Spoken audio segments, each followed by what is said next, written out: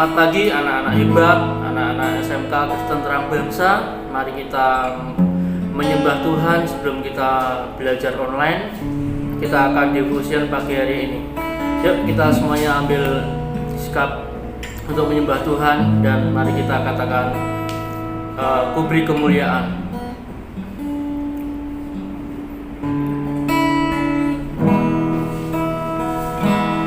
Ku beri kemuliaan dan hormat, ku angkat suara pujian, ku agungkan nama-Mu. Ku beri kemuliaan dan hormat, ku angkat suara pujian, ku agungkan nama-Mu.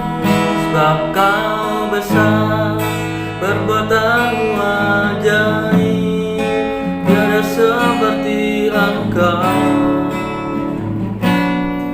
tiada seperti Engkau. Sebab Kau besar, perbuatan-Mu ajaib, tiada seperti Engkau, tiada seperti Engkau. Katakan ini sekali lagi, sebab Kau besar, Kau besar, perbuatan-Mu ajaib, tiada seperti Engkau, tiada seperti Engkau. Sebab Kau besar, perbuatan-Mu ajaib, tiada seperti Engkau,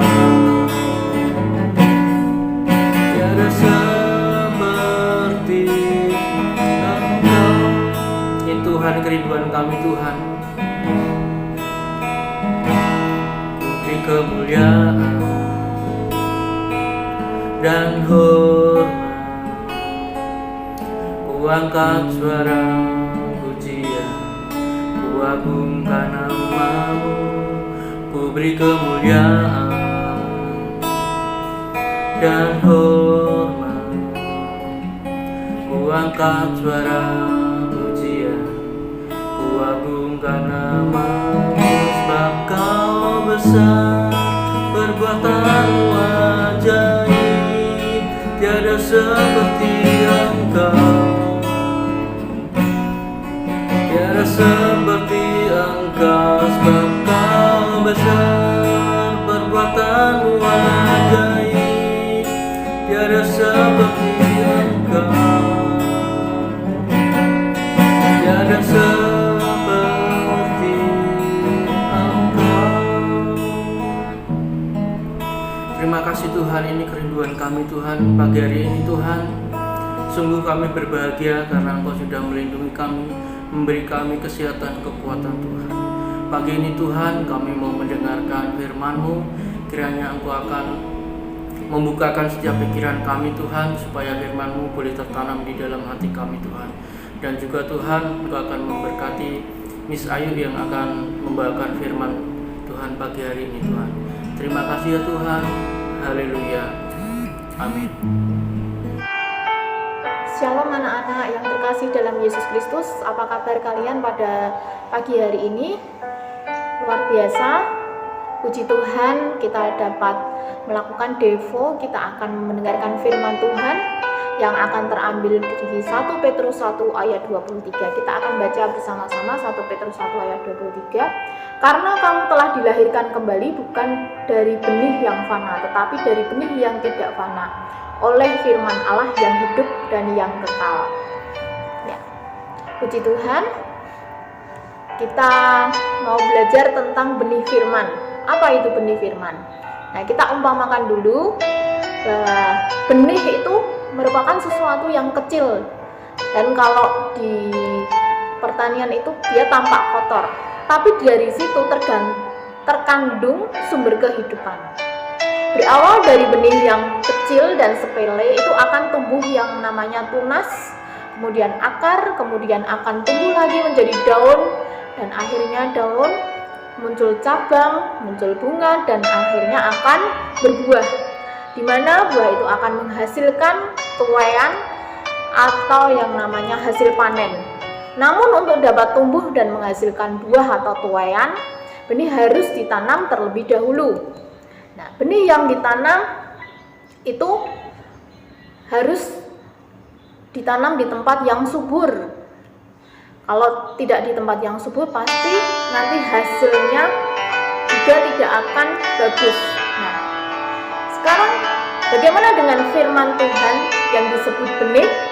Nah, firman Tuhan yang disebut benih di sini adalah kekuatan yang terkandung di dalam benih. Firman Tuhan itu jauh lebih dahsyat dari benih yang kita lihat. Firman Tuhan itu adalah segala sesuatu, awal mula dari segala sesuatu. Kenapa awal mula dari segala sesuatu? Ya, firman Tuhan sendiri itu ada ketika bumi dijadikan ketika muncul di situ terjadilah terang, kemudian jadilah cakrawala, kemudian jadilah tumbuhan, kemudian hewan, kemudian manusia. Di situ Tuhan berfirman. Nah, sang pemazmur juga menulis, disampaikan firman-Nya dan disembuhkannya mereka, diluputkannya mereka dari liang kubur. Itu di Mazmur 107 ayat 20. Tuhan juga berfirman kalau Tuhan Yesus itu juga akan dibangkitkan. Itu juga sudah difirmankan sebelum di Alkitab Perjanjian Baru. Jadi di Kitab Perjanjian Lama Tuhan juga sudah berfirman. Nah, ada kuasa di balik benih firman Tuhan yang ditaburkan. Pertanyaannya, apakah tanah hati kita itu sudah siap menerima benih firman Tuhan tersebut? Banyak orang punya kerinduan yang besar untuk dipulihkan hidupnya, tapi mereka tidak punya respon hati yang benar terhadap firman Tuhan. Nah, respon hati yang benar itu sangat penting. Jadi, bagaimana tanah hati kita itu seperti apa? Sikap hati kita itu seperti apa? Seringkali kita mendengarkan firman Tuhan itu sambil lalu, atau sikap hati yang benar itu belum tercermin sesuai dengan apa yang difirmankan Tuhan. Nah, kalau kemarin kita belajar tentang bagaimana benih yang ada yang di tempat berbatuan, kemudian yang di pinggir jalan, kemudian yang di semak-semak. Nah, kita mau melihat apakah firman Tuhan itu sudah berdampak kalau di tempat tersebut. Nah, apakah nantinya kita akan punya firman Tuhan yang ada di tempat yang subur? Nah, itu tergantung sikap atau respon hati kita. Nah, kalau di kitab Amsal dinasihatkan, "Hai anakku, perhatikanlah perkataanku, arahkanlah telingamu kepada ucapanku, janganlah semuanya itu menjauh dari matamu. Simpanlah itu di lubuk hatimu, karena itulah yang menjadi kehidupan bagi mereka yang mendapatkannya, dan kesembuhan bagi seluruh tubuh mereka." Itu di Amsal 4 ayat 20-22 dikatakan seperti itu. Nah, bagaimana respon hati kita untuk firman Tuhan yang kita dapat? Apakah sudah menjadi rema di dalam hidup kita? Apakah kita sudah menjadi pelaku-pelaku firman yang benar? Nah, itu tergantung dari respon hati kita. Nah, ketika kita membaca firman dan merenungkannya, ya, kita membaca firman hanya sekedar membaca saja atau akan menjadi pelaku-pelaku firman yang benar. Nah, kalau kita sudah menjadi pelaku-pelaku firman yang benar dan kita sudah mau menjadi tanah yang subur, yang mau menjadi berkat bagi sesama kita, kita sudah melakukan apa yang menjadi kehendak Tuhan, itu akan menjadi berkat, ya, akan menjadi berkat bagi siapa? Bagi sesama kita, dan itu menjadi kemuliaan untuk Tuhan. Nah, semua benih itu baik, tapi kalau benih yang baik itu kemudian ditanam di tempat yang subur, itu akan menghasilkan buah yang akan bisa dipetik di kemudian hari. Akan terjadi pelipat gandaan, ya, dalam kehidupan kita, baik itu secara rohani maupun secara jasmani. Kita percaya kalau Tuhan itu memberkati kita, dan kita harus juga bisa menjadi berkat bagi sesama kita. Bukan hanya minta berkat, tapi biarlah hidup kita itu jadi berkat. Jadi berkat bagi siapa? Bagi sesama kita. Seperti Tuhan sendiri sudah mati di kayu salib, dan Tuhan sendiri sudah berkorban ya bagi umat manusia. Demikian juga kita, respon hati kita kalau Tuhan sudah berkorban untuk kita sebagai orang berdosa, bagaimana kita bisa mengucap syukur akan berkat-berkat Tuhan yang begitu luar biasa. Biarkan hidup kita juga jadi berkat bagi sesama kita. Hidup kita jadi lebih indah di hadapan Tuhan ya. Demikian firman Tuhan pada pagi hari ini. Mari kita berdoa.